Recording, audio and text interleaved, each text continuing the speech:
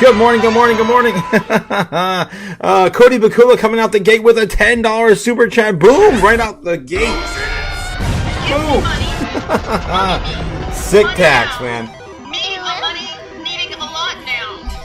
Yeah, don't forget, the inflation is, of course, a tax on the poor, unforeseen, and hidden, invisible tax on the poor. Yes, good morning, guys, good morning, Chaos, good morning, Cliff, my robot friend in the house, good morning, everyone. Man, what a banger last night. I could not get any sleep, just kept watching the markets plunge. It was insane, total chaos last night. Good morning, buenos dias, mono rojo. Yes, Danny, let's go.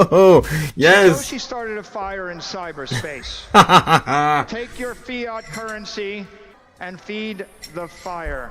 You feel it? You feel it? Damn. Today, as I'm telling you, I've been DCAing all morning. I can't stop myself. Grand Rising and happy Friday, Otaku and Chaos fam. Hope everyone's doing well. Let's get this money. Gamma God is happy. Good morning to you as well, GG. Hope you guys are doing well. Again, we're winning. Duh. So much, you may even get tired So much winning. You guys tired of winning yet? Of course, so tired of winning here. I really am. I want to be wrong. Guys, can we just be wrong for one damn day now? That'd be nice. That'd be nice. Of course. What am I referring to? Of course, last night calling for... Well, I was also checking out this OG Bobbin this morning. Guys, can you believe it? Oh, Bobbin's right. It's definitely beyond belief, for sure. Nice tune as always, Bobbin. Got the right song for the right moment. Yeah, today is no exception. Look at this crazy nonsense, guys. We actually fell down to 80,500. That's as far as we got this morning as of 7:30 in the pre-market. Insane. Since then, rebound. What's even crazier is how far total crypto market cap fell. I mean, we were down to 2.89, 2.8 flat. Let's take a look at total market cap real quick before we continue on. 2.87 currently sitting on total market cap right now, as we have recovered since 7 a.m. From a low of 2.8 flat, 2.82. I think I remember seeing it 2.82 as of this morning. As you can see, boom, right there. It's insane. Absolutely insane, guys. We've had a hell of a bloodbath over the last 24 hours. Everyone getting liquidated. Pretty much all the longs are wrecked, and we are resetting again once more. All right. So let's continue on. It's ridiculous. I have some things I want to share with you guys this morning. A bunch of things happened. We had Moran on there again, talking about pretty much if he's going to dissent or not at the next meeting. That was pretty much the biggest takeaway we got. And again, as he has been talking, the Polymarket betting site, of course, has been getting the Fed rate decision in December now up. Wow! Now up about 10 more points, about 9 more points than it was this morning. This morning it was 57 when I shared with you guys over on the Discord server.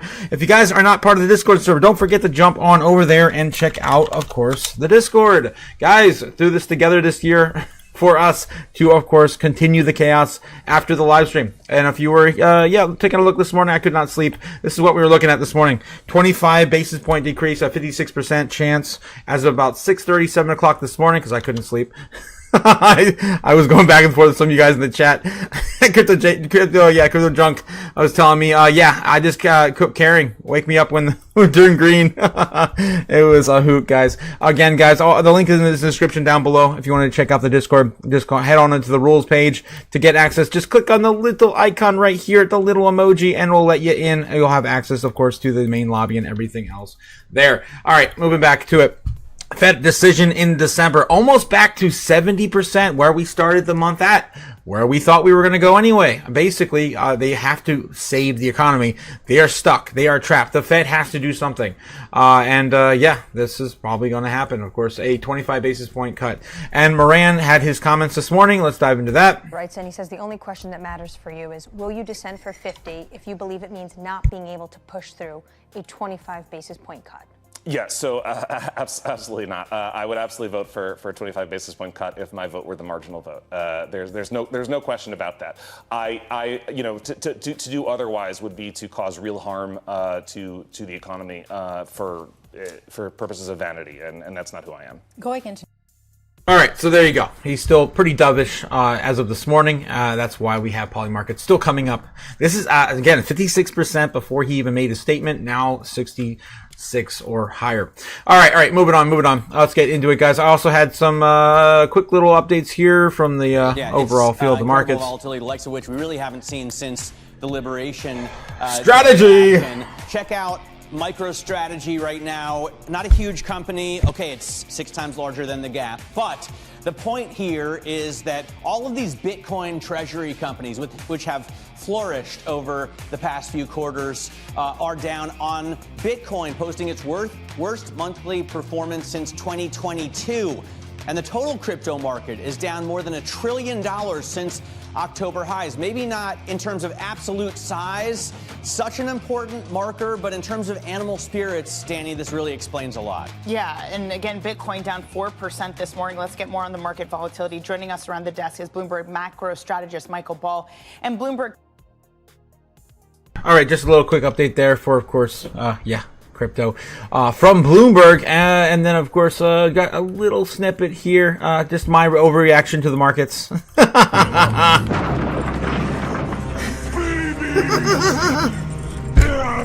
Babies! Yes, everyone's a big baby. No one can wait just a little bit longer because everyone's stupid in the markets right now. Overselling like hell, like mad. 80K Bitcoin. You kidding me? They come out quoting from Beth.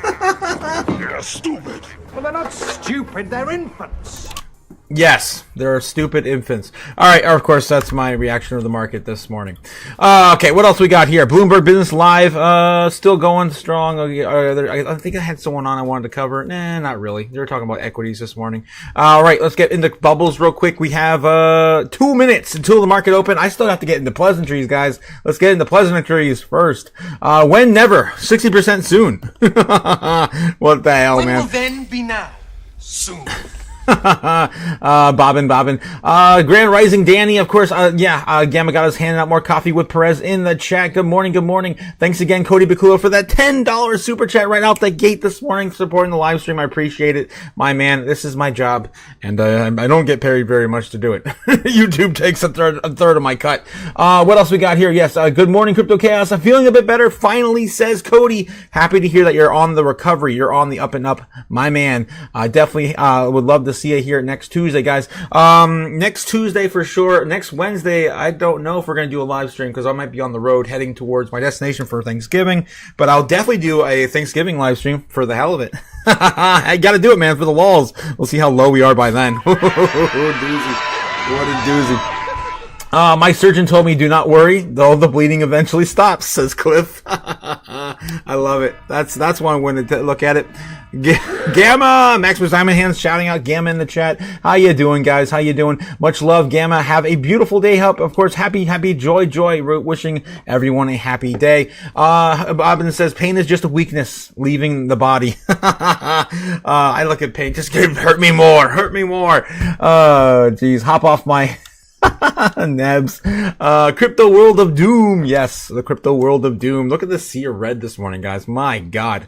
You bet my bottom dollar. I was buying up some of that juicy, sweet dip this morning. I think it was down to like $1.30.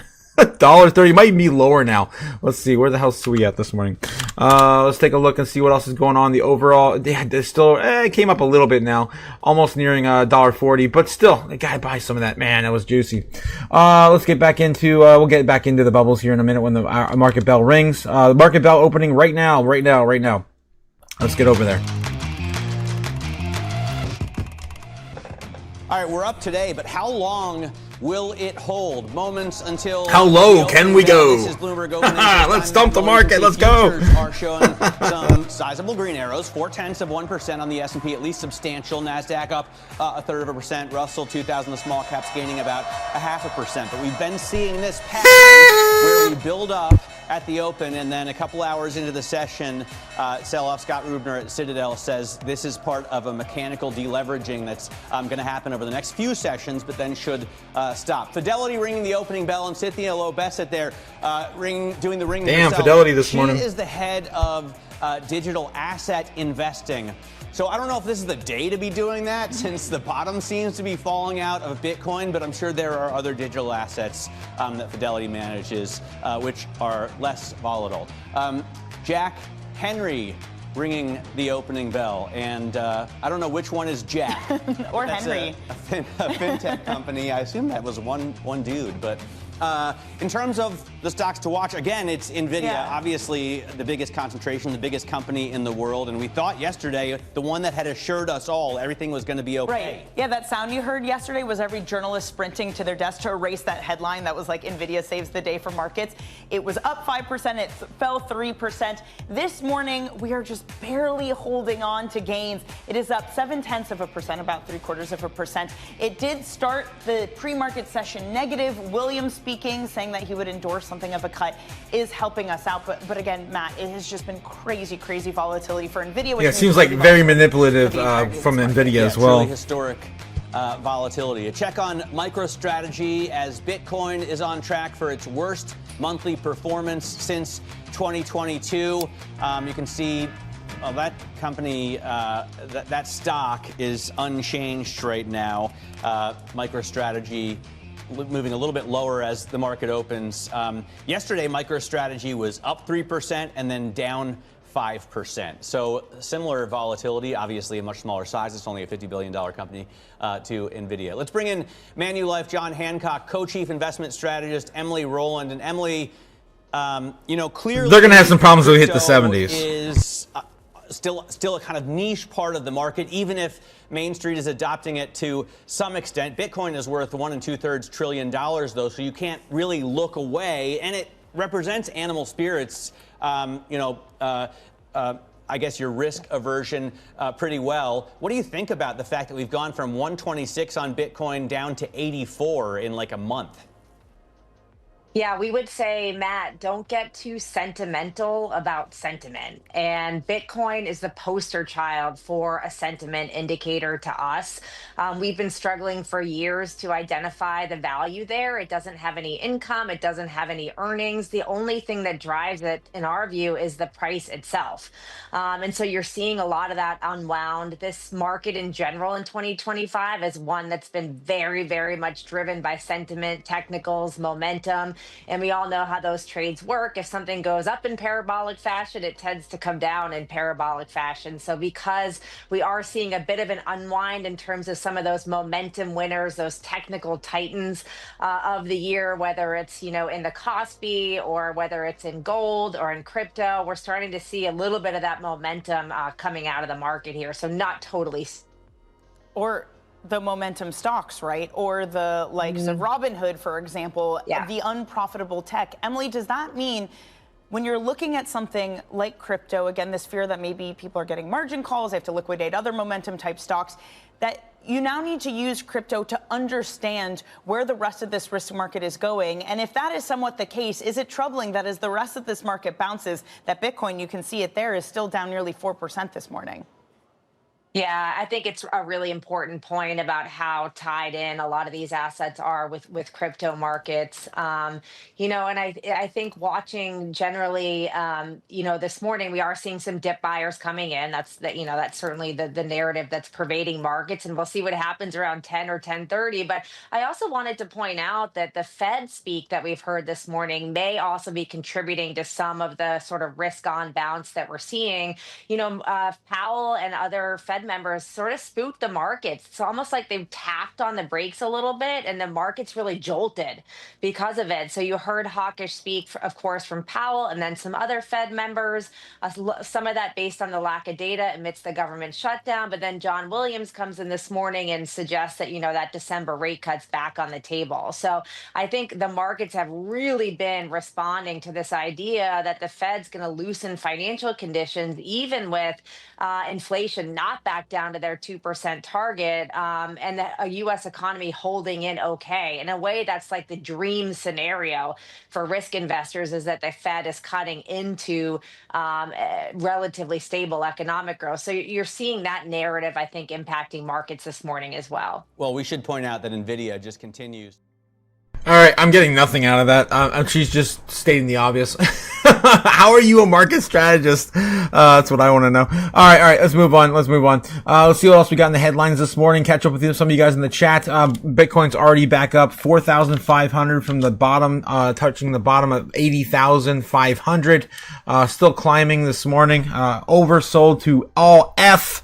What are you, stupid? Who the hell's buying this? I'm selling this shit. That's what I want to know. I'd buy that for $1. Ridiculous. One Bitcoin, still one Bitcoin, guys. All right, moving on. Let's get back into the chat real quick. Let's catch up with the chat before I get too far gone here.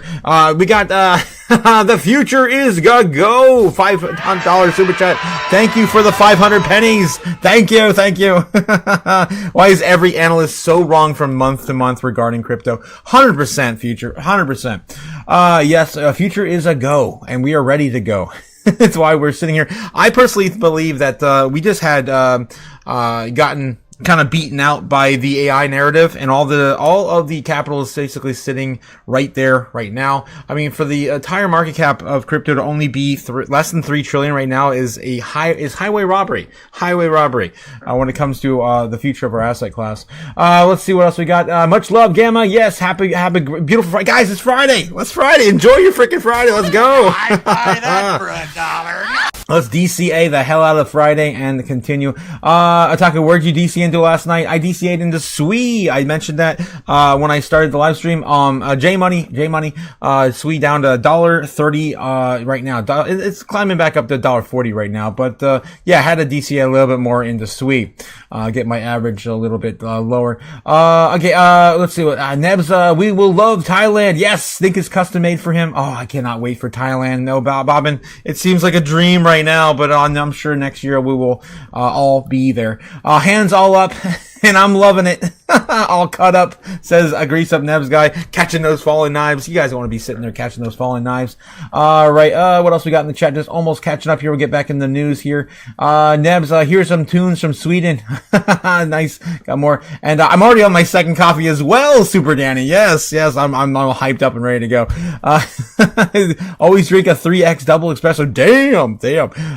Yes, good morning, Bestie Joy. Good morning. Bobbing was straight to heat on the mic. Yep. Do we feel like we are having a further downside to go? Yeah, it's possible. I was sharing you guys last night. We didn't hit the end of our bear target. And of course the super bear target, which the super bears really want to see, which is going to be probably the $75,000 Bitcoin. I would say 75,000, just to, of course, wipe out that, maybe a little bit lower, just to wipe out that last CME gap we have on the board. We don't have to do that, but it's kind of crazy. I was telling you guys last night, I circled this for some reason. I don't remember exactly why, but yeah, 80K, we bounced right off of it. I was pointing that out last night, apparently. So anyway, yeah, baseline and bear, and of course we are winning, winning. I'm tired of winning, guys. We need to stop winning. Wait, I had the wrong screen. This is what I'm referring to here. Yeah, I had the wrong, chart on the wrong screen. Bitcoin almost back to 85,000, after bouncing off of 80K, this morning. Crazy morning. All right, what else we got here? Almost caught up in the chat here. Nebs, the best intro song. Oh God, how much is breakfast in Florida? I don't know. I haven't paid for breakfast. I only eat once a day, guys. I thought I told you that. I don't have enough money to eat 3 times a day. Are you kidding me? What are you, stupid? We're eating ramen here. We're surviving. No, I only cook once a day. I only eat once a day. I only eat dinner. I fast 24 hours a day. All right, moving on. Actually, technically it's 23. I'll give myself an hour to eat, basically. You save a lot of money that way. I've been doing it for 7 years now. It's nuts. All right, let's get back into it, guys. What else we got going on? Let's take a look at bubbles real quick. Let's look at our overall sentiment since the market opened. Let's start there. Fear and greed for the stock market is 1 point higher than yesterday. Guys, we saw a low of 6 for the stock market. A lot of market analysts are saying Powell needs to stop playing games and just come out and say we're going to get a rate cut because we're about ready to collapse the entire economy doing this kind of shit. And trust me, I'm against rate cuts entirely, just because again, if you wanted to save this silly paper money we call money, then yeah, you probably don't want to cut rates and debase it even more, right? So either way, we're going to get a rate cut because you have to, of course, save the economy, and the poor people are going to drown and become even more poor. We don't have a middle class anymore. We have upper poor. That's all we have here in the States. There is no upper class. It's gone. Let's get back into crypto fear and greed. How's crypto fear and greed doing this morning after Bitcoin bounced off at 80K? It's still an extreme fear at 14, but still a little higher than the overall fear and greed on the stock market. Cody coming in for the $5 coffee. Boom, Cody. Coffee. Yeah, I get more coffee. Trust me, if we get another, I got like 4 hours of sleep last night, guys. If we get another thing to listen to, I'm going to be jumping in there and making some coffee here soon. Okay. Again, this is our 5th day, guys. This is our 5th day taking the show on the road. Again, I'm out of the office, out of the studio, right? The studio's still behind me. We're still in the studio in spirit. But yeah, we are gone. Look at this.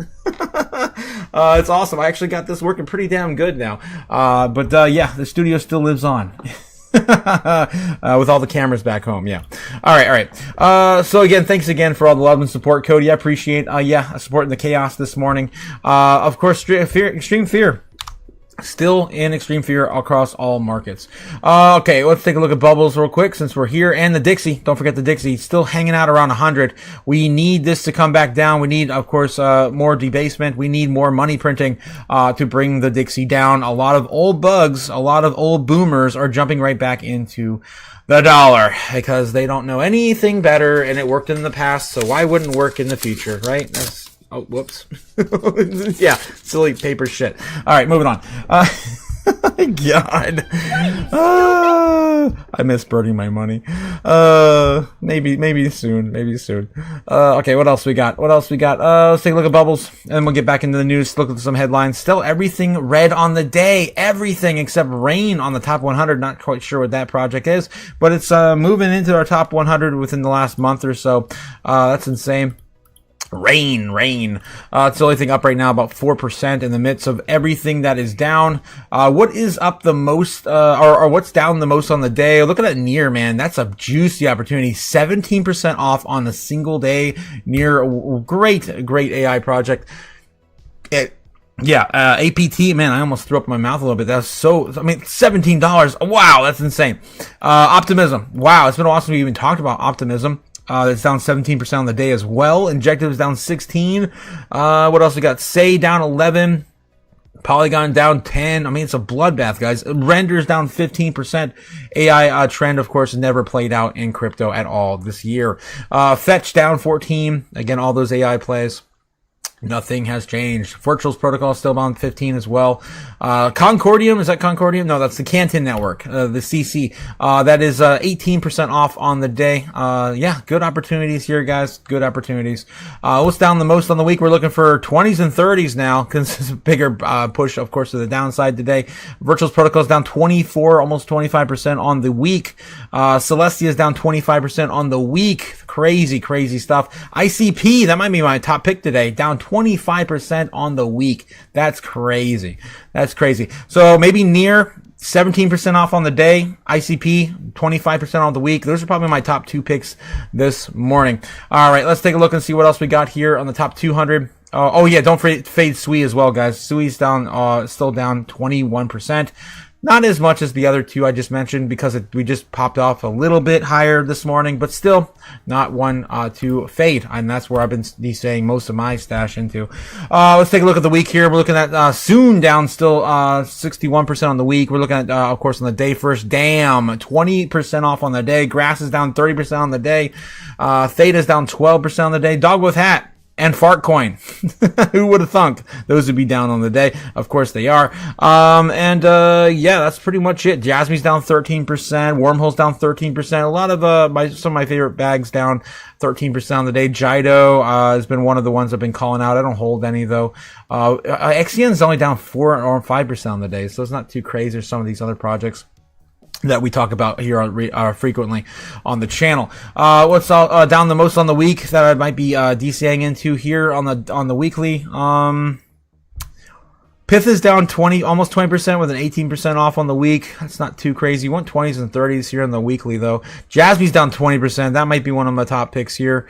ZBAC 25. There it is. That's my top pick right now. 24% off on ZBEC this morning on the weekly. That's crazy. Soon is down 61%. If you guys are fans of Soon, Concordium 60%, 36% off on Concordium. I'm definitely going to be picking that juicy 25% off on ZBEC. All right, guys, those are, of course, my two picks on the top 1 and 200. Don't, of course, not financial advice. I'd buy that for $1. All right. Well, getting back into it, guys. Let's get back to the TradFi news. What do we got now? Bed Bath & Body Works. Done. Categories like men's. Bath & Body Works. I always call it Bed Bath. It's a Bed Bath & Beyond. It's Bath & Body Works. Whatever. Who's buying that stuff right now? It's so expensive. Like $10 candles, $20 fragrances. Are you kidding me? Crazy. All right, let's take a look at CNBC this morning. Of course, guys, you go into the news for free. Go over to newslive.com. What do we got here? real, and Comcast having to do a lot of different things that still may Still not talking about Warner amount to Brothers. enough. But They've been talking about that all freaking morning. I've been, boring me to death with it. Fox Business, what do we got here? Fox Business. Mom Donnie to meet with Trump at the White House today. It happens today. We could get some more bearish, political nonsense out of this. Man, he looks like a wet blanket. All right, moving on. Oh, God. Okay, let's look at some headlines this morning from CNBC. See what's breaking, or breaking down the market. So we got about 10 minutes till we rip the Band-Aid off of crypto news. New York Fed President Williams sees room for further adjustment to rates. There we go. There's some bullish news there.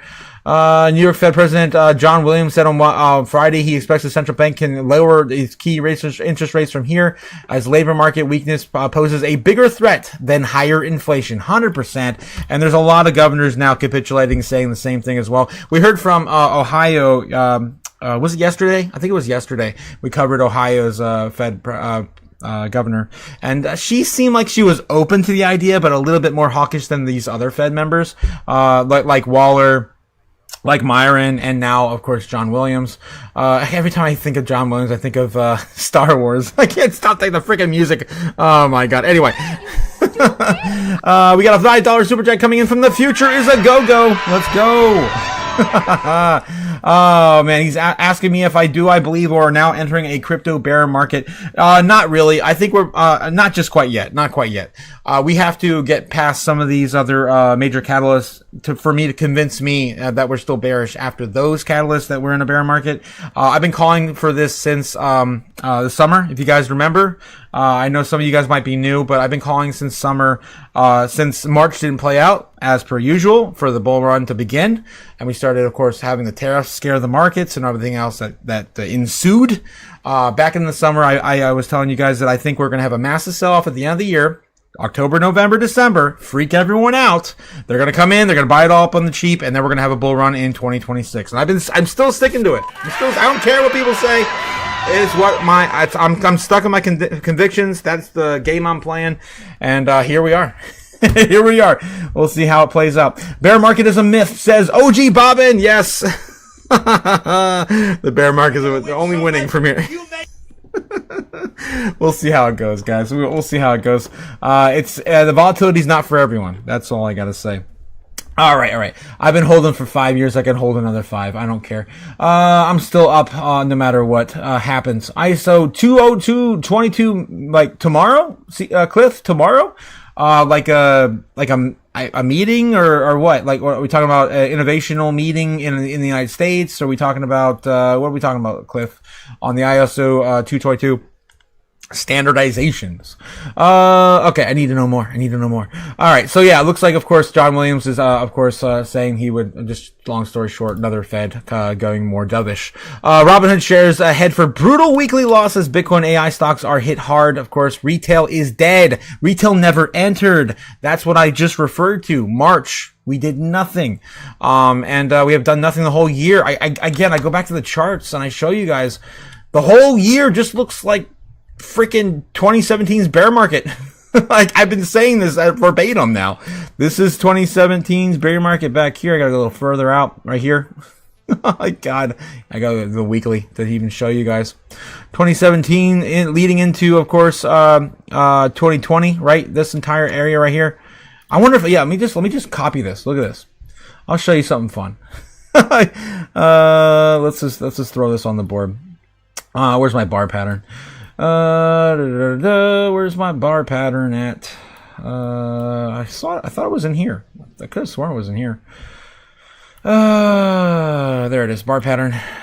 So we go from the bear market to the start of the bull market from 2017, and we're just gonna play with this and have some fun.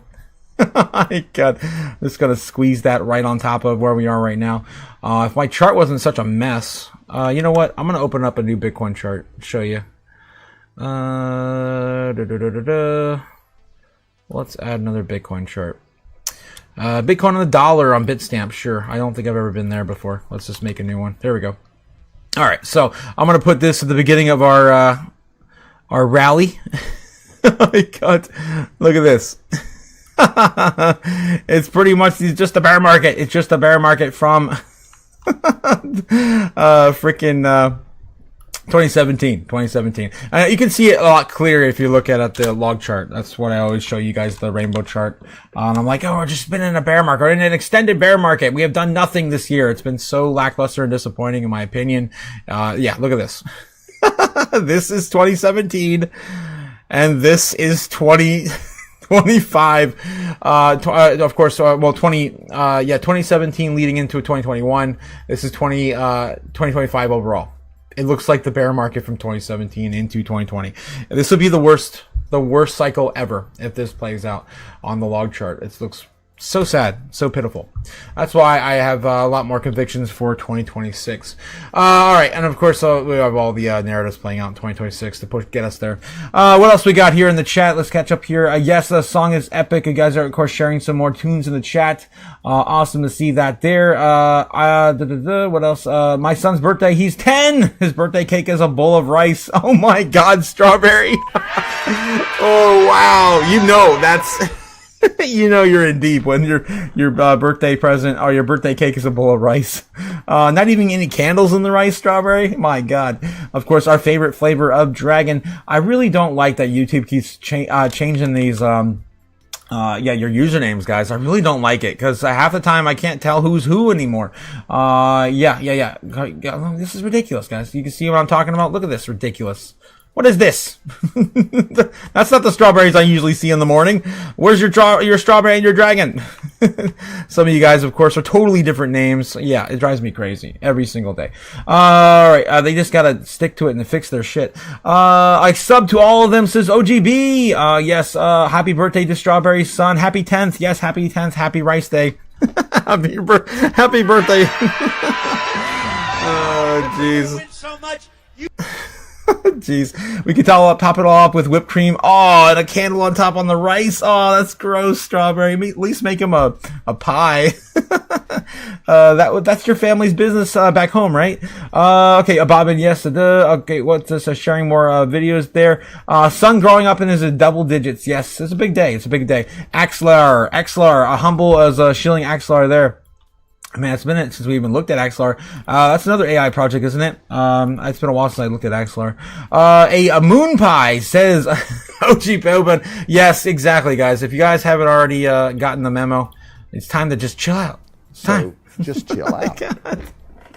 Drink a 7-Up, eat a moon pie, quit murdering people. Quit flooding the markets. Oh my God, damn. All right. Let's get back into some of the headlines.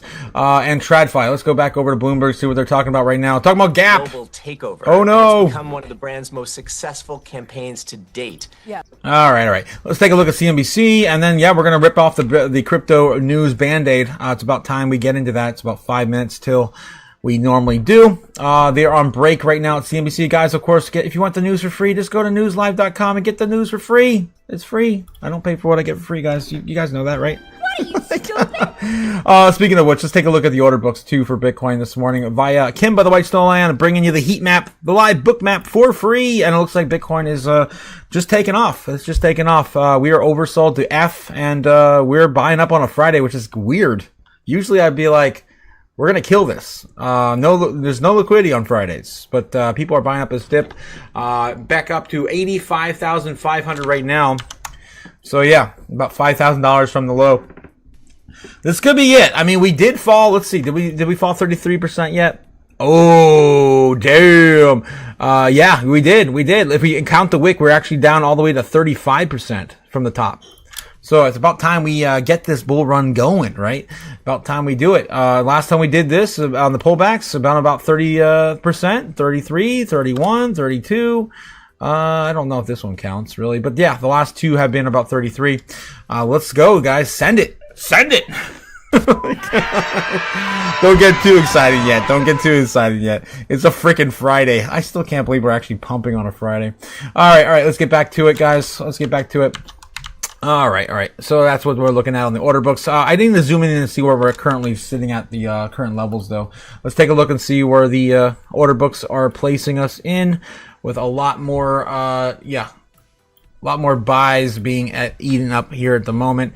We have reset everything. All of the longs are destroyed, all out of here, get out of here, done. And now we're at 80K as our new level of support, which is very, very small. Again, most of the pain is going to be around 75 if we actually go back and fill that CME gap at 75K.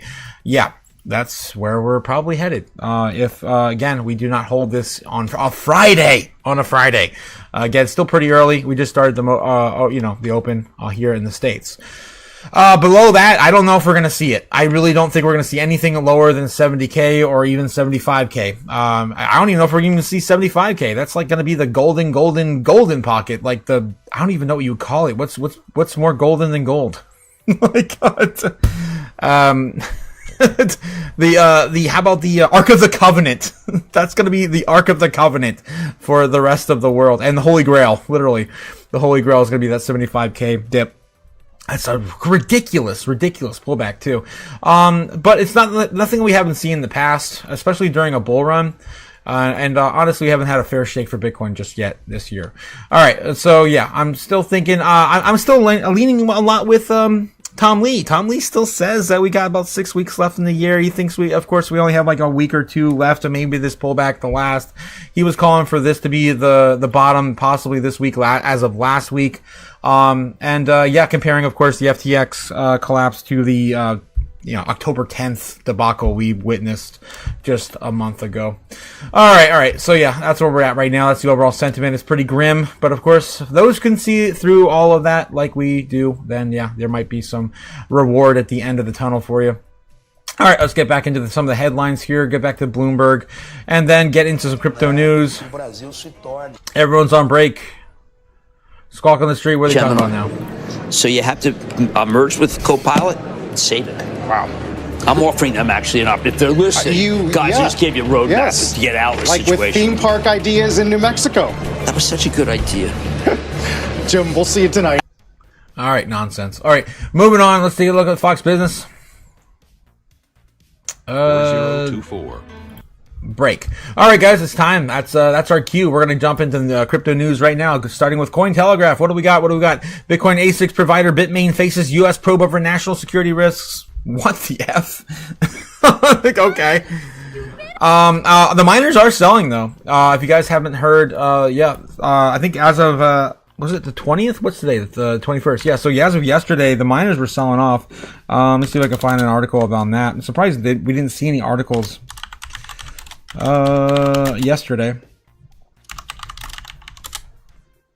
There's a few 100 millions of Bitcoin sell-off. Bitcoin price hits 5-month low. HODL leads minor sell-off. That was 17 days ago. That's not what I'm referring to then. Bitcoin realized losses rise to SVS crash levels. Where's the bottom? That's as of an hour ago. Guess we could take a look at that. That's also at Cointelegraph. That's where we just came from. All right, we'll start here. But anyway, they're probably referring to what I'm talking about anyway. With short-term holders driving the market sell-off, as per what we talked about last night, all of the major economists, analysts, strategists, and of course big banks like JP Morgan and their teams, all referring to all the short-term holders driving the Bitcoin sell-off. Realize the losses are hitting at historic levels, leaving investors to wonder whether the bottom may be in or not. Bitcoin has slid back to its April level, around 83,000, with mounting selling pressure, prompting the many investors to sell at a loss, reminiscent of the major historic market crashes. Realized losses in Bitcoin have surged to levels not seen since the 2022 FTX collapse. I lived through it. It was brutal, and I really don't want to live through that again. According to the blockchain data platform Glassnode, the scale and speed of those losses reflect a meaningful washout of marginal demand as recent buyers unwind the drawdown. Glassnode noted on X post on Friday. Glassnode's observation came minutes before the Bitcoin slipped at a low of 80,500 on Coinbase. That was at 7 a.m. this morning, guys. I was awake. I watched it. Marketing 36% decline from the all-time high to 126,200 recorded just weeks ago in early October. Short-term hodlers, driving the capitulation. They're not really hodlers. They're definitely just holders. They're paper hands, lettuce hands, glass hands, not diamond hands. All right. According to Glassnode, a big chunk of the selling of the ongoing Bitcoin crashes due to the short-term hodlers. Data from analytics platform CryptoQuant shares a similar perspective, noting that the short-term selling often marks a local bottom if the price quickly reclaims the cost basis.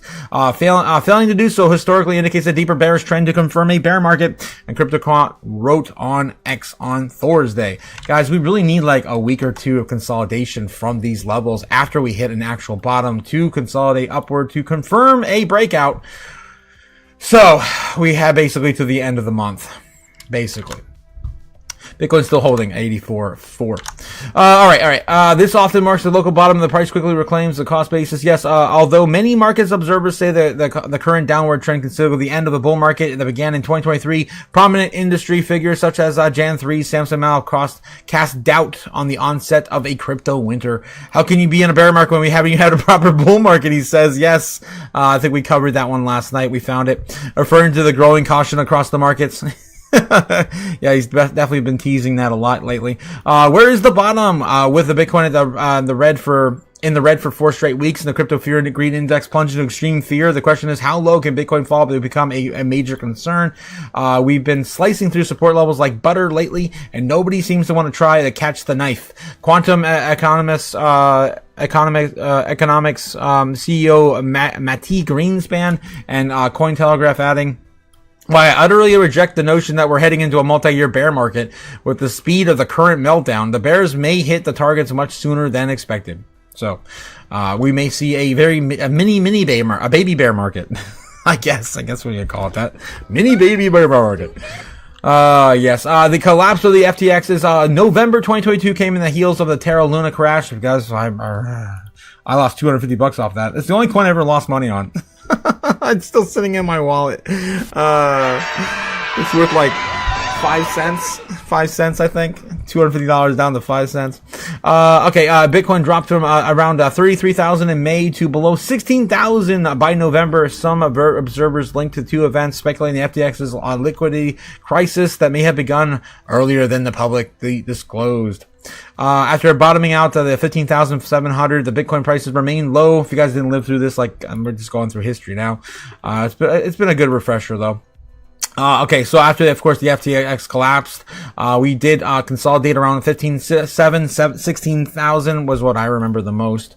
The Bitcoin price had remained below 20K for 2 months before starting this path where the bull market began in 2023. I remember that very clearly because we started getting the banking collapse. Of course, with Signature Valley Bank and all that went down back then in 2023.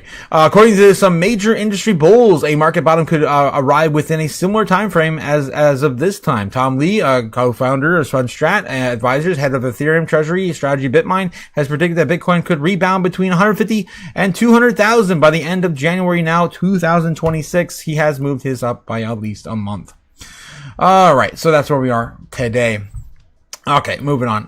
What else we got here? Let's go back through TradFi and then find another juicy article to get into. Let's check it on TradFi. In the U.S., Colombia, and Spain. They're coming back in about 30 seconds. We're going to run through a little bit further here. Consumer sentiment over Bitcoin on now. Fox, The crypto CNBC. sell-off continuing, touching the lowest levels that we've seen at least since early April.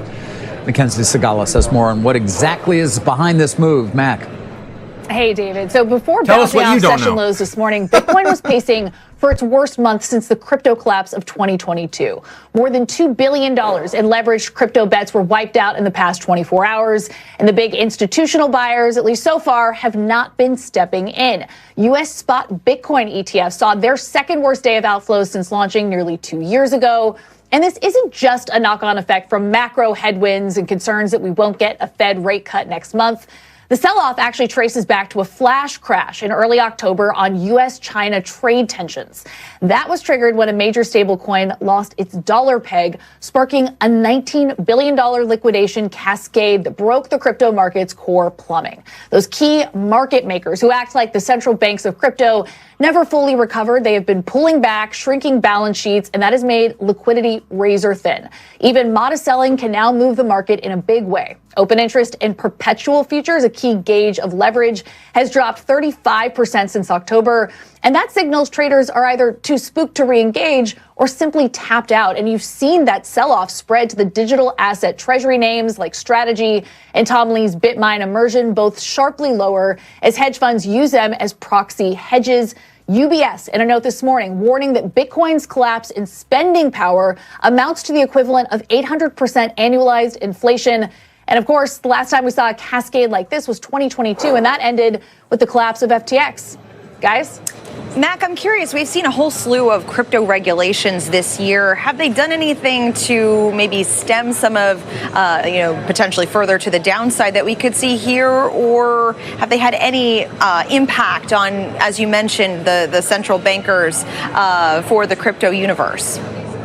So earlier this year, we had that Genius Act passed into law, and that really opened the door to people wanting to launch stable coins, and so provided hard and fast rules from Capitol Hill, which was a net benefit to the industry. And of course, stable coins are the main proxy that those institutional traders will use, and those corporate holders in the crypto space when they're moving money around. So that was certainly an upside to the trade over the summer. But since then, we've been waiting for the crypto market infrastructure bill, and that's really what has been holding back banks from being able to custody cryptocurrency, something that was technically made possible when the SEC rolled back SAB 121, this niche accounting bulletin, but people have still been on the sidelines because they want more direct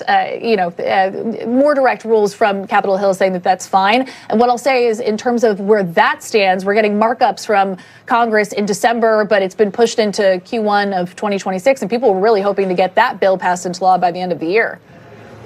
Mac, appreciate that. Such an important story. A lot of things revolving around it at the moment. That's from Mackenzie Sagalas. Our next guest is bullish on Bitcoin and the broader market, too, despite this week's downturn. Damn, we're not leaving here for a minute, Johnston, Chief Equity and Macro Strategist at Cantor Fitzgerald. I got coffee, good to see you. Thanks for the help today. We have seen some discussion this morning about positive seasonality starts about now. Obviously, a taste of what dovish Fed speak can do. Is that sort of your year-end thesis? It is. I mean, there's been a significant amount of concern around the AI build-out. Obviously, there's a lot of real questions that are being asked around, the cost of the build-out, the cost per token, and the revenue that can be generated from it. And, with any sort of historic technological revolution, there's going to be periods of euphoria and there's going to be periods of fear, because there's a lot that's not knowable since it's only happened, once. And so we are currently in the period of extreme fear. We entered this situation with, leverage in the system, both in Bitcoin and in the equity markets in different ways. A lot of crowding in some of the high-flying AI names. And so there's been a significant P&L hit, and there's been a significant de-risking that has occurred, and it's now gotten into a place that we think we can now rally into year-end, and the setup is much cleaner. Right. You've had the put-call ratio spike, you've had the VIX curve go inverted, a VIX spike, you've had a number of signals to us that we are in the short-term bottoming process. Right. On Bitcoin specifically, the drawdown's about 36%, but past drawdowns, 78, 55, 84, 78, 41. Oh, yeah.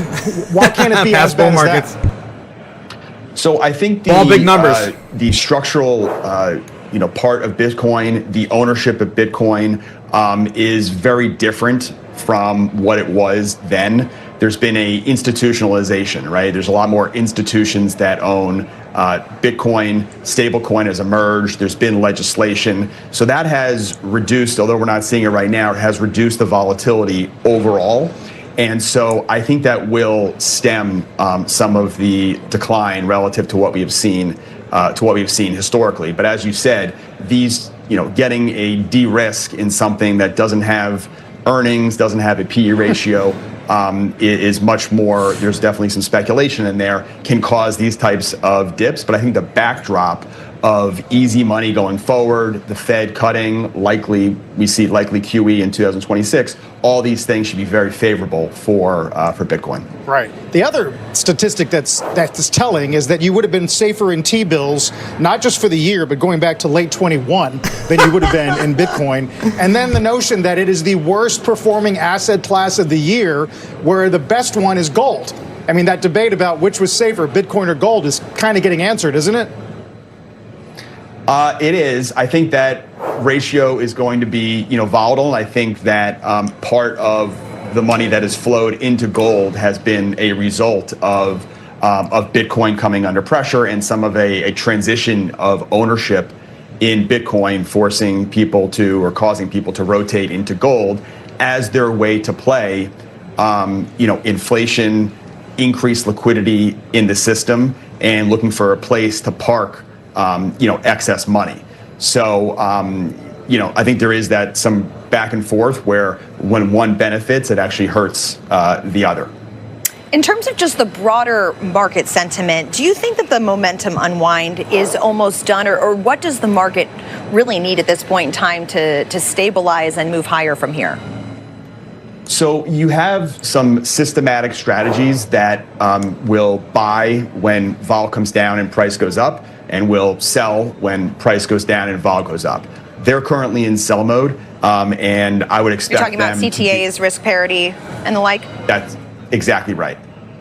So risk parity, vol control funds. And so, we think that they're in sell mode, and that likely will continue. But a lot of the sort of individual de-risking from non-systematic institutions and from individuals, that we think is mostly behind us, based on a number of different, metrics that we're looking at. So once price starts to move higher, and as more days go by, that systematic selling we think will abate. And as you mentioned earlier, seasonality right now is very strong. We still have 5 weeks left of this very strong period. And don't forget that in the first quarter, refund checks are going to be much higher than expected. And so you're going to have this money flow, which is part of the typical seasonality, heading into equity markets. So I think we really need to churn through this current de-risking flow, which I think we've gotten through most of it, and before we can move higher. And remember the backdrop, which is that earnings estimates are moving higher. We just went through a great quarter. Sales were up 8%. The forward earnings estimates is up to 302 for the S&P 500. So the fundamental backdrop is still there, which is what gives us comfort that we are close to the end of this current de-risking. Right. Damn, it's crazy. All the banks are more bullish than estimates aren't necessarily retail. On an up trajectory for 26 at least. Yeah, that's a great point. I mean, this is really, to be fair, is really an AI trade. It is, the S&P 500 is an AI trade. It's that's where most of the earnings growth, the sales growth is coming from. That's what I've been saying. And so all if you're of the capital is in AI. The S&P, you are making, for the most part, a single bet. And when you do that, it has higher risk, which we're seeing now, but can also have higher reward. Yeah, definitely. That's why people say it's been such a well-crafted instrument, at least for the moment. And we have been talking about these 65.50 levels for a while, about where we are right now. Eric, appreciate the help. We'll see you in a few days, I hope. Eric Johnson over at Canada. Absolutely. Sounds good. Our roadmap for the rest of the hour, when we come back, Alphabet's higher again today. Big outperformer on the week, while some other AI names saw the top. All right, guys, I gotta pause that. crazy update on crypto news there from Counter Fitzgerald. The future is a go-go with a $10 super chat. Boom! I missed this one during it. Crazy. Thank you for supporting the channel this morning. And of course the chaos as well. Thank you, Future is a go-go. But the politics aside, I believe that crypto, do you believe that crypto bull market would have been different if someone else was in the White House without all the tariff weather? It be Democrats or Republicans? I don't think so. I don't think it would really matter, because either way we had the AI, gold rush, right? If you will, the AI rush, for profits and that's where this is. That's where this is right now. All of our capital is stuck in on the sidelines, still not either in stable coins, and then we have all the giant market caps in these freaking 7 tech companies, right? The Mag 7. Let me just show you real quick. If I get this on the right screen. Of course, Nvidia is sitting at 4.3 trillion, coming down finally from that high of $5 trillion. And hopefully some of this capital will rotate back into Bitcoin and crypto assets because we've been pretty much ignored by this entire trend. The AI trend has taken over our sector entirely. By now, I mean, guys, we're sitting at $1.6 trillion market cap for Bitcoin. The entire market cap right now is less than of crypto, not just Bitcoin. The entire market cap right now is less than silver, or no, well, it might be less than silver now. I don't know. I didn't look at it, but it's less than Microsoft. It's less than Google. It's less than Apple. It's less than Nvidia. It's less than all these big tech companies. The entire market cap of an entire sector. That's what I'm saying. We got completely, thrown out, right? We got thrown out with the bathwater and ignored, because of this AI trend that's been taking over, the Wall Street sector. And of course, ignoring, but the thing is, most people don't understand AI and robots need crypto to facilitate payments. They're not going to be able to, just take cash or credit cards, right? We're not going to be building this new infrastructure on top of old infrastructure. We need, of course, all these three things to work together. So, eventually you just got to be in here long enough and we're going to win it. You're going to win it. All right. So, that's my thing on that. So, also going back to the tariffs, just to continue, answering your question. I don't think, if we would have got comma, for example, we'd be continuing the massive, hold on crypto assets like we were seeing with Gary Gensler. I lived through that for 5 years. You don't want to see, we did not want to see another 4 years of that shit. It was terrible. It was terrible. Every single day, I was just gritting my teeth. Having to listen to through some other, congressional hearing, with, freaking Gary Gensler on how, this is not a security. Everything's a security. Everything's security, except for Bitcoin, which is really bizarre. But yeah, I don't want to live through that again. And I think that would have done more damage. And we wouldn't be talking about market structure bill. We wouldn't have any of this positive. We wouldn't have the strategic Bitcoin reserve. I don't want to ever hear anyone. Every time I hear someone say we'd be better off with Kamala or we would be better off with a different president, I don't think so. I think we'd be either in the same spot or worse. Maybe not even the same spot. I would have loved to have Vivek and RFK. If I would have chose a president, it would have been RFK. We didn't get him. He was the first Bitcoin presidential candidate.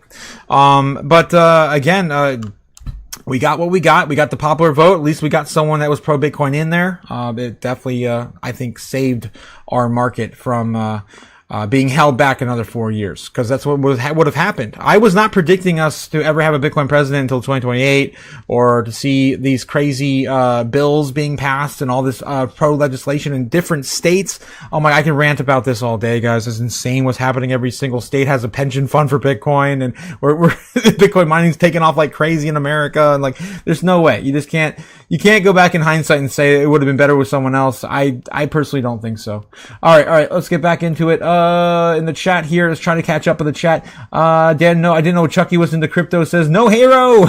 Redemption. Just buy Jake the Snake. Don't be part of the winner. The wetter. Ben Lawrence. How's it going? Good morning, Ben. How's it going, Ben? McFreedom says funny the market may be suppressed until banks can custody crypto. Which, guys, we started getting that I never thought we'd be having the banks either until 2028. And here we are. Could be there a link. Could be a banks to be holding us down until they can buy all of these in the lows. That's what I've been saying since summer. All the institutions want to buy it from the weak hands at the end of the year. And here we are. Maybe even into the beginning of January. Guys, people are going to take profits. They're going to pay their taxes. And then we're going to start this all over again in January, February, March. There will also be a bit harder to push for massive adoption, through regulation without the admin.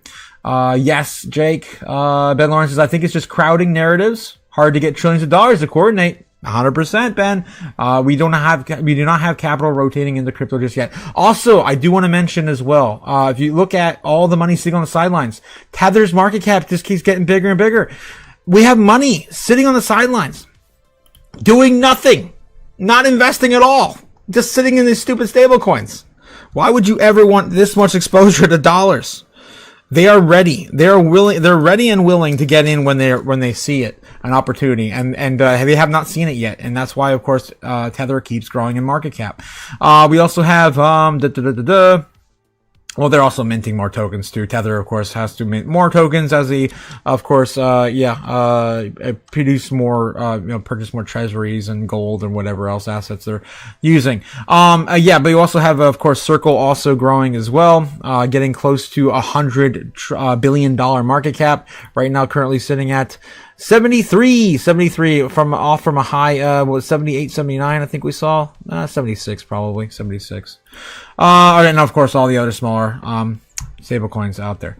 All right. So yeah, don't forget, guys, there's over $300 billion sitting on the sidelines just in stable coins that haven't even been deployed yet either. Okay. All right. Moving on. Okay. What else we got here? Let's do one more run through TradFi. I want to catch up in the chat. I'm going to try to catch up in the chat. They're on break. I'll wait till Bloomberg gets back on from break, and I'll try to catch up in the chat while I can. Vivek, Jake the Snake says, for president, may your jobs be given to their rightful H-1B owners. Oh my God. Come on. He's not that, pro-India. He's just an American Indian citizen. Come on, guys. Maybe if Kamala won, Paolo wouldn't have been such a Grinch.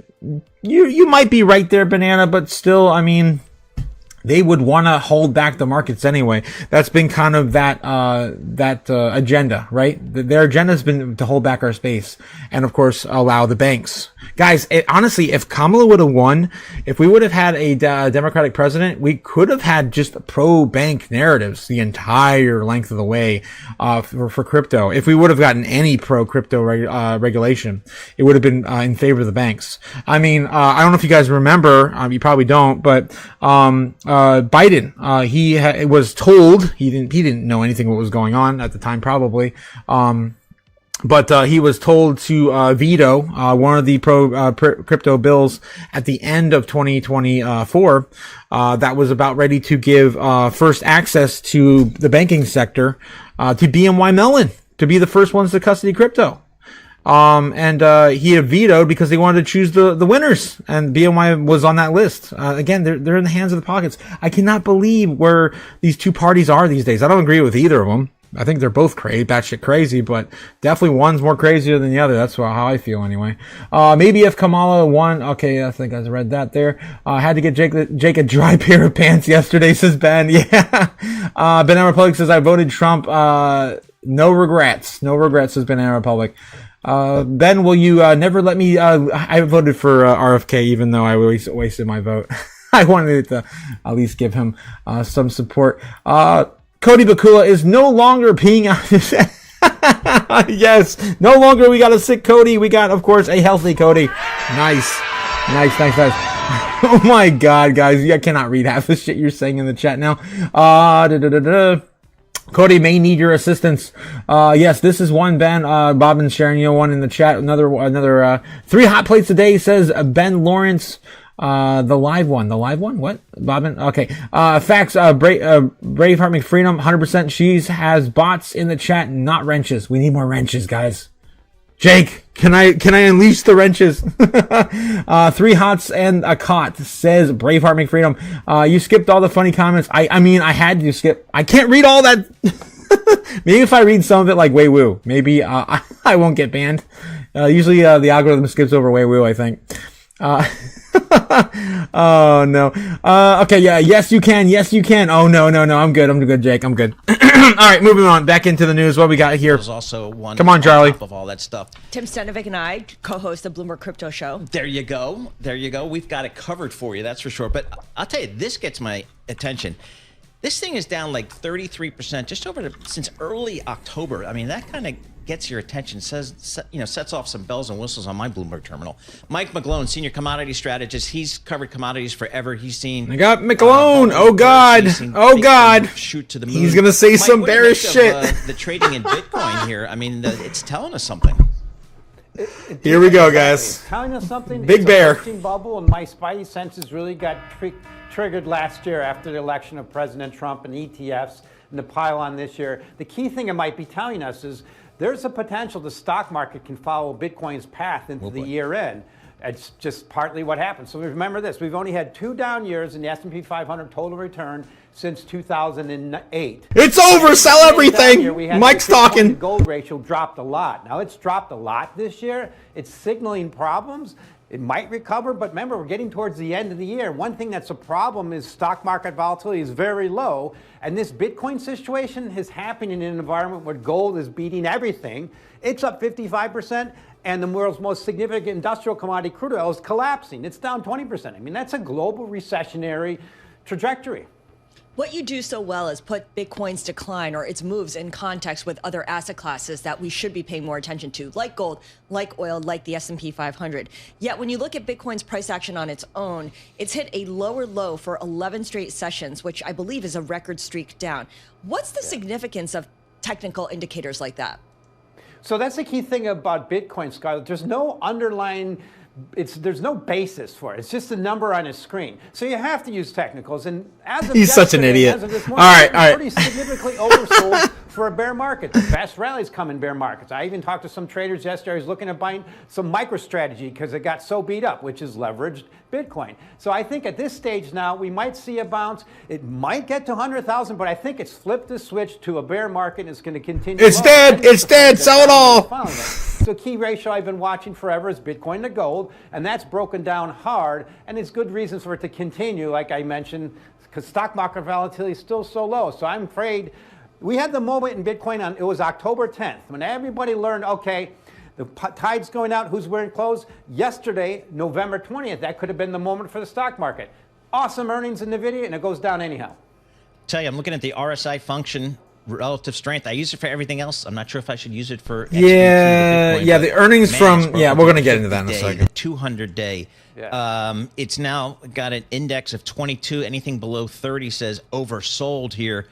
The chart's screaming that. I don't know. Is it oversold here? Is there a technical floor for you, Mike? Yeah, well, it's going to zero. It's going to zero. My key pivot earlier in the year was 84. Now it's come back there. It's about 84 right now. This morning it got down to about 80. That's a good level to hang out for a while. Like I said, it could get back to 100. I think that's unlikely, but I think the ultimate key level now, maybe this year or next initially, is around 70. 70 was the high right when ETFs were launched, and it was the low. I thought you called for 10K. You were calling for 10K earlier. Come on, Mike. What's going to make it to change? And the bottom line is the whole space is collapsing. Bitcoin's just one. The thing to remember is it was the first one in 2009, and there's many millions of these cryptocurrencies now. So I think it's succumbing to that unlimited supply, and I think people are realizing, unfortunately, that markets just don't go to the moon. They often need a really good solid correction, and finally we're getting it in this space. I'm looking at the CRYP Go function, which is the cryptocurrency monitor. And Bitcoin is at the very top because it's the OG of the digital coins, down more than 4%. But then you have Ethereum, you have Tether, you have XRP, and there's a sea of red here. How much do you pay attention to these altcoins, Mike? A lot. The one I love to mention, Scarlett, is number 9 on that list. Dogecoin, it was launched as a joke. It tracked nothing. It got to near $60 billion last year as a peak, which was more than BNY Mellon. Now it's about $21 billion. I think it should be $21,000. It should be worthless. And that's my point. It should be worthless. Everything should. It's back. It worked well when the U.S. stock market was creating massive wealth. And now we're starting de-risking. I think it's just to start. Right. The key risk for the end of the year is if it trickles down to the stock market. Mike, thanks. Always love chatting with you on the commodity space, Mike. Yeah, always love your most bearish statements. Down there in Miami. In just moments, we're gonna. He didn't go to 10K though. He only went to 70 something. Speaking with Amtrak President Roger Harris. All right. Let's get back to it, guys. I love hearing his ridiculous nonsense. All right, let's get back into the chat. How you guys doing? You skipped all the funny comments. I had to. I couldn't read it. Way woo. Oh no. Oh god, jeez. The Tang Clan. Ben Lawrence says, I like everything, even country, what's this? I like everything, even country, OG country, not crap like they make of these days. Wu-Tang. Oh my god, guys, 100% Nez, Wu-Tang. Okay, so, why they, have another accident? Oh no.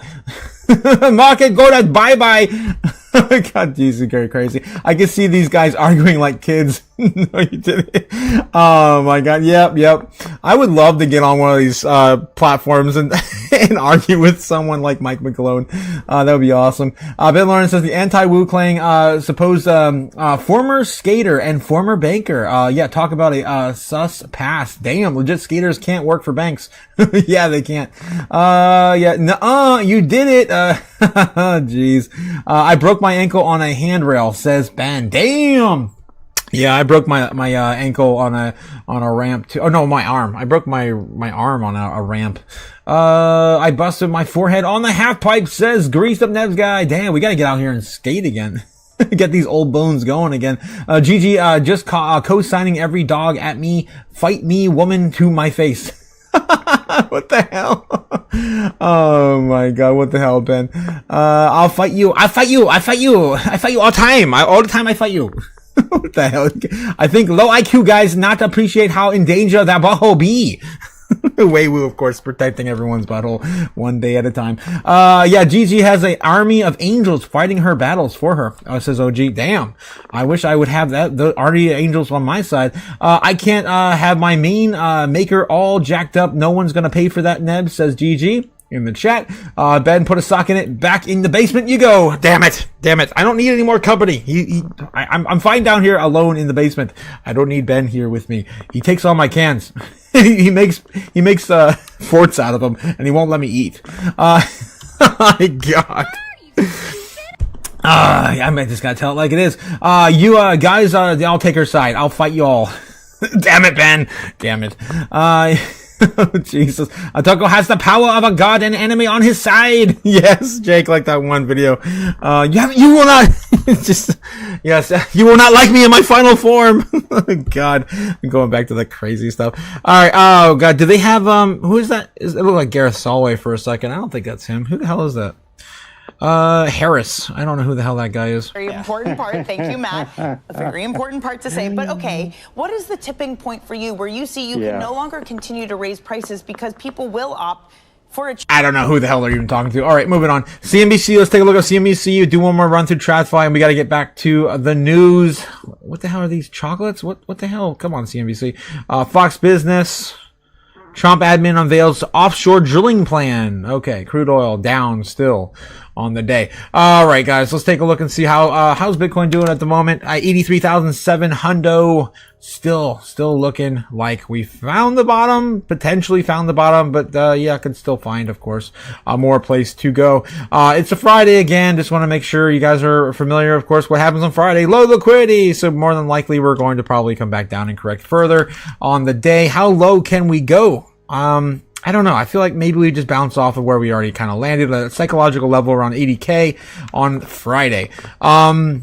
It's possible we do retest some of these lower levels, but I think we're just going to kind of chop up or sideways over the weekend and maybe go down maybe on a Monday and retest that a little further. If we do want to see any more downside coming out of our space, that's probably what's going to happen. It's ridiculous how low crypto is in general, especially in total market cap. I still can't believe that we are under $3 trillion.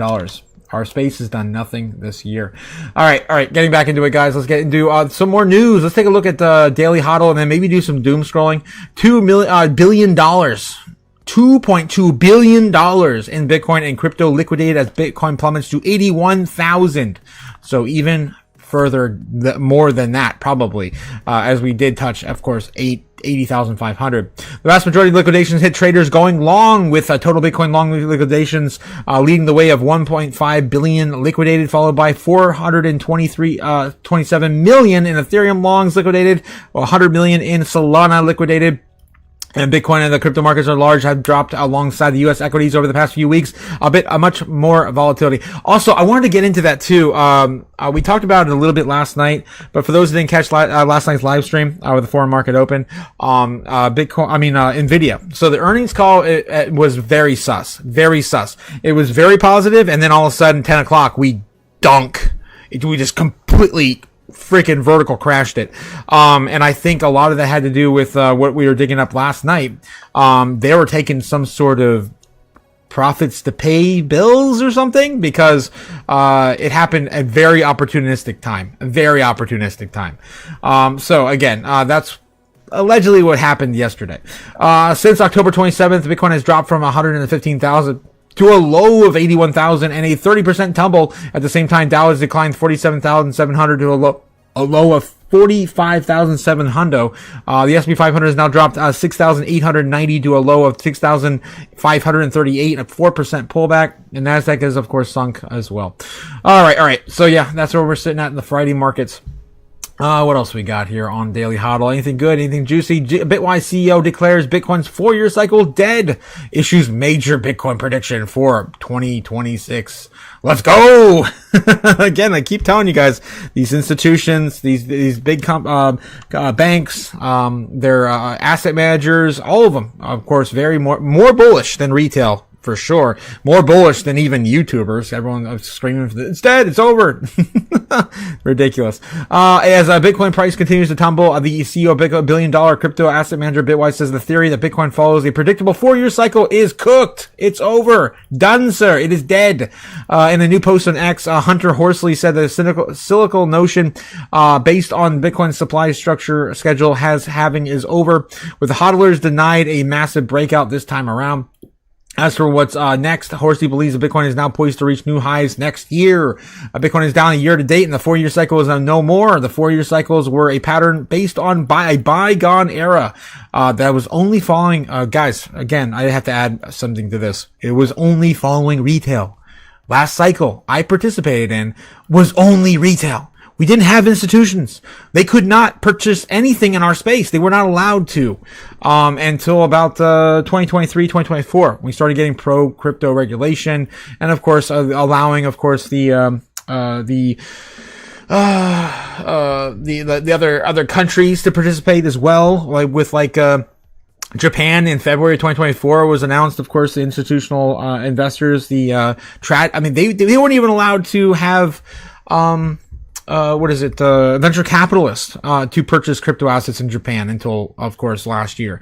All this stuff's brand new, guys, and it's only held up by institutions because retail is not here. They will probably never come back because they are hurting like hell right now.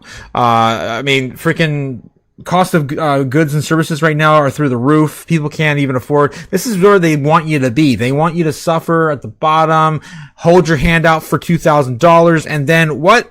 What is this? Oh my God! A Bitcoin to $300,000. I mean, it's just gonna melt faces. It's gonna blow everyone's mind.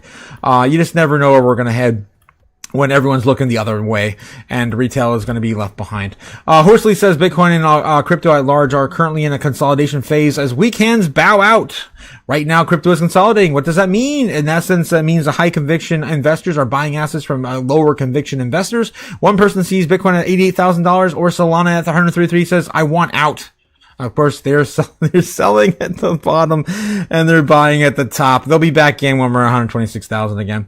Another person sees 88,000 and says, I have so much conviction, I'll buy it from you. Screw you, man. Get out of the way, bitch. It's mine. It's mine now. Yep. Stupid. I'm happy to have that in my cost basis. And the lower we get, the happier new hodlers will be, which is good, of course. And you want happy hodlers. 100%. When the consolidation has played through, you wind up with a refreshed, a higher conviction ownership base, and then the benefit of consolidation. And of course, all those people will have to pay taxes.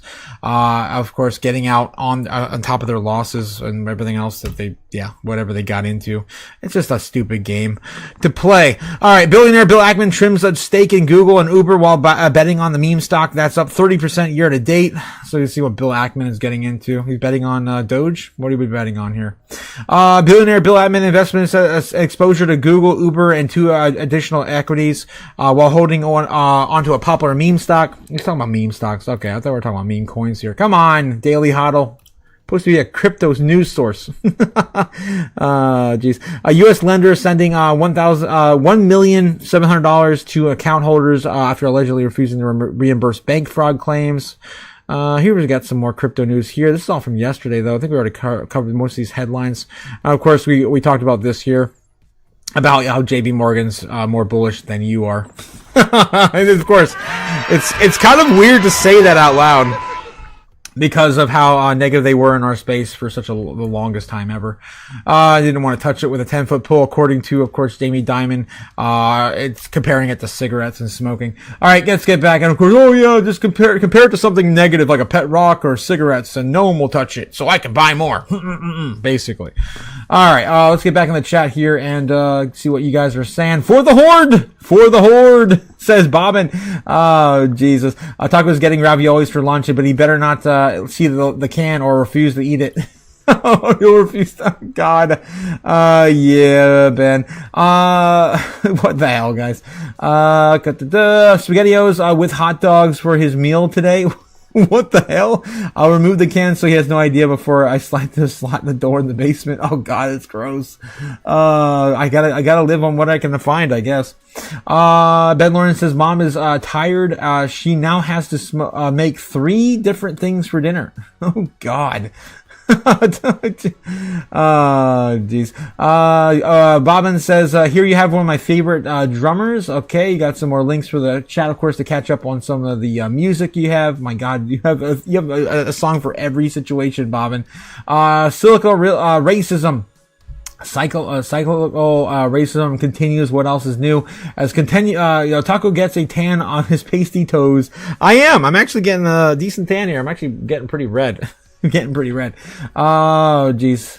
It's not racism if you're a drunk. It's just a slur, says Bobbin. Oh my God. What racism are you guys talking about? I'm not racist. I'm yellow. On the inside. I'm Eggman. Some people call me Eggman. I guess that's more of a weeb than an otaku. But anyway, it's not racist as long as we only make fun of the white people. Yes. America sucks, man. America sucks. Jacob Sake says, OGB and I will not stand for this. Will not stand for this. All right, you guys crazy in the chat. Crazy. Honey, there is a bug. Can mommy's little man get it? I'll take it out of the house for you. All right. Let's get back into it, guys. One more run through TradFi, and then I think it's time for a run. I think I got to go take a run. Run a mile. Stretch my legs, maybe go for another swim, and distract myself from this crazy world we live in, where it's only down from here. 82,700 returning to 82K. It's Friday, man. This is what I'm expecting. This is Friday. All right. Okay. What else we got? CNBC. Stocks mixed after Thursday's drop. Oh, they're mixed. They're feeling the pain. The Fed's got to come out and say something positive, man. Got to do something. Got to pump our bags. Or you're going to risk collapsing the entire economy. Let's go, man. Let's go. I'm ready for some more pain. Just let me get back to the studio first where I have an arsenal full of weapons. Before that happens, I want to make sure I can protect my loot. Oh, God. I'll have to buy a gun here. I don't know what's going to happen. All right. SP 500 NASDAQ give up early bounce on NVIDIA continues to struggle. Yeah, it's a bubble, man. It's a bubble. Google must double AI compute every 6 months to meet demand. AI infrastructure boss tells employees. Ridiculous House Minority Leader Jeffries defends Dems push to Obamacare tax credit extension. This is a CNBC. I felt like I was reading Fox News for a second. Watch Bitcoin over the weekend to see if stock markets will bounce next week, says Katie Stockton. Okay. Yeah, I mean, guys, we are really leading the markets every step of the way. I mean, we were talking about the Japanese carry trade last night and how it's about ready to, of course, everyone's feeling the heat from that. And they're not covering it. I was saying that last night. Why are the major outlets not talking about it? Bitcoin, of course, felt it first. And now, of course, the stock market's feeling it. So I think a lot of them are just de-risking, de-leveraging, and getting out before that entire thing collapses. And they don't have the certainty for a rate cut to stay in. So we're just waiting. We're just waiting for a rate cut, basically. All right. So anything else here? Anything other big takeaways here? Let's get back into maybe some doom scrolling, see what we might have missed this morning. And guys, if you haven't already, please don't forget to hit the like and subscribe. Hit the buttons down below, guys. Smash those buttons. And join me over on X as well if you like the same content on a different platform. All right, let's do some doom scrolling and see what we can find this morning. All right, unfiltered. unfiltered doom scrolling, and I have, what the hell? Is Twitter down? Okay. Yeah, I think Twitter's down, guys. That was my alarm to do my run. What the F? What the F? Twitter broken. Twitter dead. All right, no doom scrolling today, I guess. Here we go. ZBEC is the number one thing on my doom scroll. ZBEC deepens an integration across the Fed managed banking system. ZBEC and PGP are now integrated with NatPay. Of course, we've been talking about that yesterday. Yes, the ISO 222 compliant member of NACHA is now, part of the U.S. Payroll processor in the FedNow program. Dude, that's awesome, man. I was hoping that we would actually be announced as part of that partnership with FedNow. Oh, man. That's crazy. That's huge. For ZBEC. I was worried about that because I had an initial investment that I lost on MEXC because I've been playing around with my VPNs too much. I lost my MEXC account. And I had a few $100s over there in MetalPay. That was rumored to be one of the biggest proponents of FedNow. It might still be, but I did want to, of course, have some exposure to that. And it looks like ZBEC is gonna get some of that as well. Awesome, guys. Awesome to hear that. Again, 25% off on the week as of this morning. Crazy, ZBEC. Don't fade it. It's the only thing holding up my portfolio besides Bitcoin this year. 77 million voted for Trump and none of us regret it. This is coming from Trump's commentary page on X. I don't know why that's in my tweets. I don't know why that's there. What else we got? Treasury Scott Bessent posted this morning. Under President Trump's leadership, we have enforced the law and preventing illegal aliens from coming into tax benefits. Why are we getting this nonsense in my page today? Bitcoin is not a hedge. It is the end game from Samson Mao, my crypto, of course, brother from another mother. My Crypto Otaku from another Bitcoin Otaku, I guess, more than anything. At times, like when it's fiat, price of Bitcoin makes no sense. You have to remember that we are still early. How early? We are so early that it's not understood that Bitcoin is the end game yet. TradFi still views Bitcoin as the tech stock or a risk asset. How many times today have we heard Bitcoin's a risk asset from Bloomberg and CNBC? Investors seem to think that it's okay to sell Bitcoin because it's not performing very well. Even over 0.11 million, Bitcoin was only still just barely beating inflation. Right now, these levels, it's massively oversold. We're so early. Bitcoin is the end game and it's the life raft, it's the destination, and it's hope for the future. We are still early and it can be frustrating when conclusions derived from the first principles do not align with the broader markets. But we are definitely still right. And nothing has changed to the rationale of Bitcoin becoming the reserve asset of the world. It is. Central banks are already starting to, of course, gobble up Bitcoin for the first time ever this year. Just as you ask yourself the questions, did something stop this train? No. Is the U.S. no longer a $38 trillion in debt? No. There's still our government suddenly growing to spend less? No. Is liquidity coming back to the market? Yes. Is the fiat monetary supply increasing? Yes. Is the supply of Bitcoin finite? Of course, it always will be. As the rate of supply increase dwindling, halving? Yes. And will we see the corporations, treasuries, companies accumulating? Yes. And of course, guys, we're still way too early. Every indicator points to Bitcoin consuming the legacy financial system, and soon. It's not even because Bitcoin is superior technology, digital gold, neutral bearer, immutable, etc. It's because the fiat system is broken and there is no other option. It's the only real money we've ever created. That's what I always call it. Of course, a rules-based monetary system. And it's the only real money we've ever made. It cannot be manipulated at all. All right, moving on. And it's a finite supply. Come on. All right, what else? We got Dip Metaverse. What? I'm sure some of you have seen this article before. I was talked about it before. Mostly down for last 4 years. The article reminds you of why we're still in this. I'm not sure. It's some sort of therapy thing here. I don't know. Let's continue on. What else we got? Anything, man. It feels like we're just on a lackluster news day. It is Friday. Crypto T says someone needs to get Trump ear right now and whisper Bitcoin would be higher if Kamala won. That's not true. That's not true. Exclusive. They offered me to Epstein 2.0 if I knew it was a setup to keep me quiet. What the hell is this? Alex Jones. I don't know. We're not going to get into all that. What else? Fred Krueger here. Very important video from Tom Lee today. That was as of yesterday. That was his video from yesterday. If you guys didn't catch that, we covered it yesterday. Lark Davis saying, holy shnikes! Of course, after we fell from 82,000. British HODL coming in here saying, now it's time for the lessons. Open up the Bitcoin price chart. Watch it for 12 hours a day. 5-minute interval. Pay attention to your emotions. The demons play there. Face them. Embrace them. Make them work for you now. It's only a 30% correction from $200,000 to $140,000. Same thing as well. You're not a snowflake, sissy. God. Yeah, don't be a snowflake, guys. Don't be a snowflake. Wow. Someone's got mad and they are out of here. The Martini guy posting, I'm done. The elf keeps selling, I'm done. Oh, geez. Of course, there's a lot of back and forth of that on crypto. Jim Kramer says, don't take the first bite. Lots of margin. And yeah, we need a further washout. It's over, guys. The bottom's in. Jim Kramer's called it. Let's go. To the upside. To the upside. Let's go. Oh man, Moon Lambo. Wow. Despite panic yesterday, XRP ETFs had $118 million in inflows.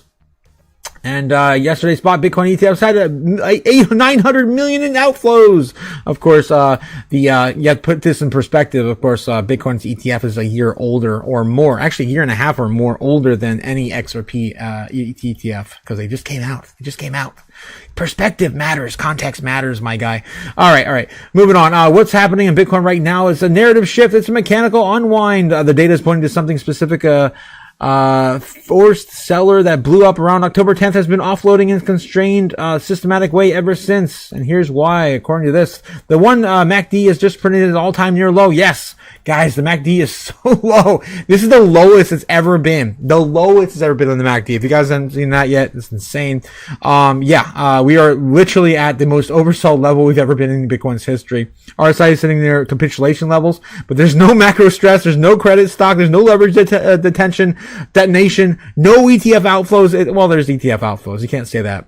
It's extreme momentum without a catalyst. A classic signature of mechanical selling. It's every past moment where these indicators were stretched. Price was down 60%. Derivatives were blowing out and funding was deeply negative. None of that is happening right now. And ETFs remain net positive for the year. Their cost basis is still intact. Long-term hodlers are removing a supply aggressively, and Solana ETF inflows are steady. Altcoins are holding up relatively well versus the Bitcoin and Ethereum, I guess. What do we got? The flow pattern since October 10th is identical. The time stamps. All these aligns with the explanation of the liquidity provider, a fund structurally damaged of October 10th, creating a hole in the book. An entity tied that to the failure that has been reducing the risk in forced rules-based manner. The broader cycle structure remains intact. Higher highs, higher lows, strong spot bids, strong ETF demand, macro neutral to bearish to bullish. The stress is isolated to one participant, not the whole system. This is not capitulation. This is not a trend break. This is a constrained unwinding through the fractured market. And when that flow finally exhausts, the rebound will be far sharper than any decline that had preceded it. That's true. Let's take a look real quick at the chart and see if we can find any other patterns that might be developing from this larger move here. Because it's looking pretty bullish. It's pretty scary. If we actually did come back up here and created another sort of event like before, what would that lead us? Where would that lead us? 150K? Almost. If we wanted to come back to the very top of that channel, or that cup. If we actually wanted to come back, come on. Something like that. V-shaped recovery. Towards the end of the year, that would put us probably at 150,000 or more. Wow, 170. That's a bit high and extreme, though. I mean, it's possible we still do hit 150,000 from a crazy recovery from now to the end of the year, maybe the beginning of January.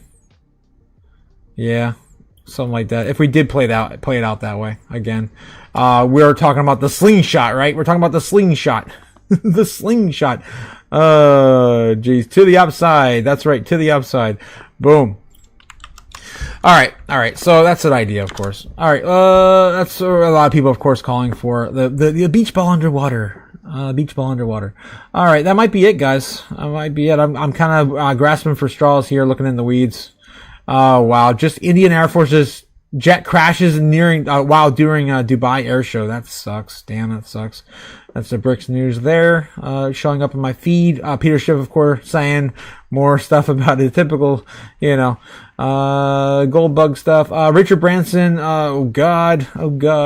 And, there's a lot of stuff that probably get me banned if I read anymore. All right. So that's all the news I got over on, the breaking news over on Next. Let's do one more run through chat if I catch up with you guys in the chat. We're talking about Walmart, of course, frontline retentions improved 10% since 2015, blah, blah, blah. And of course, they're now considered a tech stock and they're moving to the NASDAQ. What the hell is happening? The weird world we live in. Let's take a look at CNBC real quick. They're on break. They might be coming back here soon? Question mark? Yep, there we go. All the negative headlines around private credit continue mounting, sending shares of the publicly traded alts managers lower on the week, although kind of mixed performance today. Earlier in the week, we talked about Blue Owl calling off the merger of its private credit funds. All right, more Blue Owl. I don't want to hear more about Blue Owl. Let's get back to Fox B. Raccoons evolving in urban areas. What the hell? Scientists say that raccoons are anatomically evolving to look more like pets. Their snouts are getting smaller. Some people think they look cuter. Wow. Researchers at the University of Arkansas, they're more domestic, find that raccoons are comfortable among human beings because they're always near us. They are in our trash. That doesn't mean we are comfortable with them, but maybe that's changing. And then the researchers point to dogs. But they're so cool. Evolved from wolves. So maybe the raccoon will revolve into a pet raccoon. What would we call it? A name? Or Labubu? Labubu, right. Wow. All right, and I've lost a lot of brain cells. Thank you, Fox Business, for not being so much business and just covering bullshit. What the hell? This is not Fox. This is supposed to be Fox Business. All right. What kind of business opportunities are you going to get out of raccoons? What the hell? All right, let's get back in the chat and catch up with you guys. We about ready to head out for the day. Dad, you're such a nerd into crypto. What the hell, Jake? Electric company and the newer electric company are both good too. What the hell? You guys are girls, always backing up Gigi. Well, she's nicer to us than you, Ben. You're mean. You take my food and you take my cans and you make forts out of them and you don't let me eat. And you take the labels off the food. I don't know what the hell's in the cans. What the hell? Ethiopia is not the only solvent state. Haile Selassie and the true emperor Ja Rastafari, says OG Bobbin. Yeah, I mean there's some nations out there that aren't underwater like us. We're not the only ones in debt either, though. Don't forget. If we go to the world debt clocks, you can see them. God, Japan's getting close to 300% again. Holy hell! Negative 300% loading for Japan. If you scroll down the bottom, you can see there's some nations that are not that bad off. Like Turkey's only 35 debt to GDP. Russia's only 21%, if you believe that number there. And of course, don't forget China saying they're only 87. Which probably is all BS as well, because they manipulate all the data. That is, and all the companies too. They choose the winners of the companies. Oh, and I'm not going to get into all the CP stuff. But yeah, there's definitely nations out there that don't have any debt really. I'm sure they exist to some capacity, but we did just break through 222 billion, over 38 trillion this morning. Okay, what else we got in the chat here? 100% Bobbin. Yes, honey with mushrooms would be make mead. Yes, I guess that's how that you make mead. Ethiopian Bible is the oldest one, says Bobbin. Is it? I thought the Sumerian texts and their culture and religion were the oldest written religion. I thought. I'm pretty sure. Written in the 3rd and 2nd millennia before Christ, so about 3100 BC. I don't know about the Ethiopian.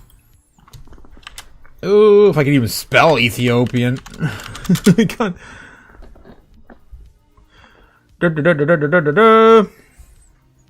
Loading. 4th century. 4th century. Yeah, look at that. You're right. The oldest known manuscripts is Darima Gospels are believed to have been created around the 5th or 6th century. That's insane. Oh wait, no, that's not true. It's not as old as that's nowhere near. Okay, we're talking about the 4th. Back to the 4th century. So definitely not the 1st or 3rd. I guess. I don't know. So it's only 300 after the death of Christ. The Ethiopian literature. Okay, all right. So anyway, that's just what I remember anyway, being the Sumerian text being the oldest with their culture and religion. Little Bear is good TV, says Ben Lawrence. We have mead, and in the States, it's just hard to find. I don't think I've ever had mead. We have books as well, says Ben. What the hell? Jeez. You're such a nerd. You're into crypto, Dad. Oh, jeez. Electric Company. I think I covered some of that. For the Horde, says Bobbin. Yes, I'm trying to scroll through some of the chat, just gonna see what else I missed. The oldest Babel. Otaku has to use the little TV. I am. That's why I'm zooming in right now. I use this tiny TV about this big. That's what I'm doing the live stream on. Chaos Loving Dog says Braveheart McFreedom. 100%. You know it. CEO of McFreedom's in the chat. Boom. Guys, the McFreedom rib is only like, oh my god, it's even cheaper today. It's probably only like 3,000 sats today. 3,500 sats today for the McRib at McFreedom's. Mom gave the TV to her new man, Jake the Snake. Saying ain't so, says Ben Lawrence. Meeting time. See you guys later. Have a good one, Danny. I will catch you guys later. I agree with Jake the Snake. We live in the TV when GG winds up smackaroos. Yes, Ben Lawrence, of course, getting the slap. All right, yell at something, Danny. Yeah, yell at something. All right, have a good one, guys. I think that's going to pretty much call it the live stream. We have pretty much covered a little bit of everything. Stay safe out there, guys. Bitcoin right now retesting 82K. Again, more than likely, we're going to see a down day. But a possible, V-shaped recovery coming soon in the future. It's possible. Anything's possible. We're going to bubble bottom here right around 75K. That's what I've been thinking. Got to fill in that gap right there with the CME. And, we go to the moon. All right, guys, that's all I got for you. Have a great day. Stay safe. Don't do anything stupid. What are you, stupid? And I will see you guys again tonight, for, the weekend, right? Wind up? Roundup. Weekend roundup. Have a good one, guys. Take it easy. Peace. Fly me to the moon. Let me trade a montage. Let me see what freedom's like without money and gold bars. In other words, hold my key. Oh! In other words,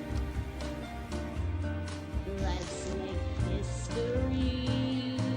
Oh, to my world with more comes and let me huddle forever more and more and more and more and more. I long for all of which I'll be adored. In other words, I choose you.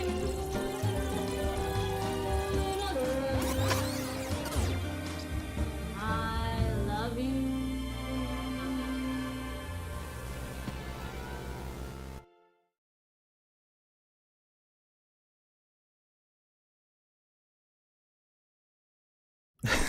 I actually identify with pandas too, Gamma.